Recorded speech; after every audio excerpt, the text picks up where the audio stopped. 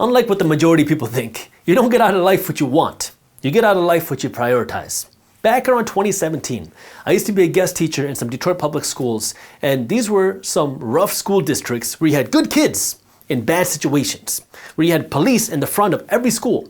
You had metal detectors on the inside. You had fights every day. You had a lot of kids that were involved in gangs. You had most parents that were not involved, and you had a lot of households, most households, that only had one parent.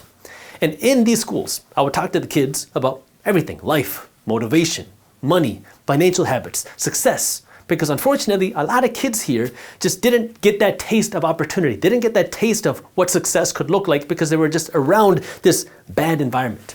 And what I learned very quickly is you get what you want. A lot of these kids, unfortunately, did not have the best guidance. Some of them did, but a lot of them did not. And in this environment, a lot of kids were working. High schoolers, working jobs, making their own money so they can support at home, so they can support themselves. And unfortunately, priorities were in the wrong place. Because when Nike would drop a new pair of Jordans, the kids would sometimes avoid eating. Literally, true story. Some kids would avoid eating so they could save money to buy the newest pair of J's, the newest pair of Jordans, because that's what they wanted at that time. So my goal was, how can we change this want and priority to change it from getting the new Jordans to maybe investing in stocks, to maybe building wealth, to talking about the long-term opportunity here, as opposed to just buying a pair of Jordans, as opposed to buying a pair of shoes. Because when you change what you prioritize in life, because everybody wanted to become successful, there wasn't a single person in this school who said, I want to be a failure, who said, I don't want to make money, who said, I don't want to become successful. Everybody wanted it. But the priorities just weren't lining up with the actions. So now it is, you figure out what you want. And how can you take what you want and figure out how you can prioritize the right things? I was also on a podcast very recently where I was talking to the host, and he was telling me about how he got started in real estate and how nowadays when he talks to people about real estate investing and people talk about how it is impossible to get started in real estate investing today, how you can't make any money by house hacking or getting involved in duplexes. And what he said was, well, I got started not that long ago. And it was also a very difficult housing market. But when he got started investing, he started with house hacking. And he started with a very small duplex where he lived in a very small unit so he could rent out the bigger unit. And he spent his money, not on nice things, but saving up for his next rental property. He didn't even buy himself a car. He rode a bike miles to work every day and back. That way he could save money, save that car payment, save that down payment on the car, so he could save that money for the next rental property. And he was living in a very small unit. That way he could generate more rental income than what he would have gotten if he lived in the nicer unit. And so this is where now, if you want to get more things out of life, it's not just wanting nice things. Everybody wants to become successful. Everybody wants to get in shape. Everybody wants to be happy. Everybody wants all these nice things. But the question is, what are you prioritizing in your life right now? 3 steps you got to understand. Number 1 is you got to decide what it is that you want.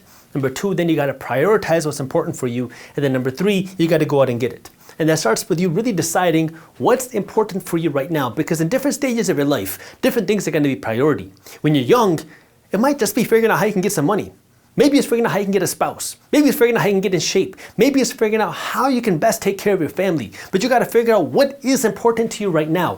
What is that priority? And once you figure out what are the things that are important to you, you got to list them.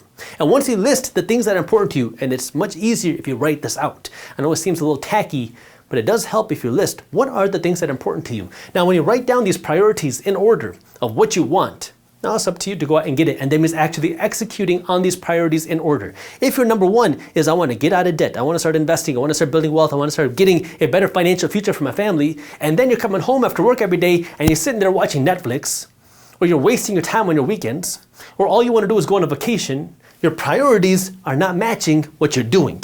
See, what you're trying to get is very different than your priorities. And you might say, but Jaspreet, I'm working really hard. I'm supposed to relax, right? Like, how am I supposed to unwind if I'm not spending that time watching Netflix? I'm not enjoying my weekends. Like, I got to have some time off.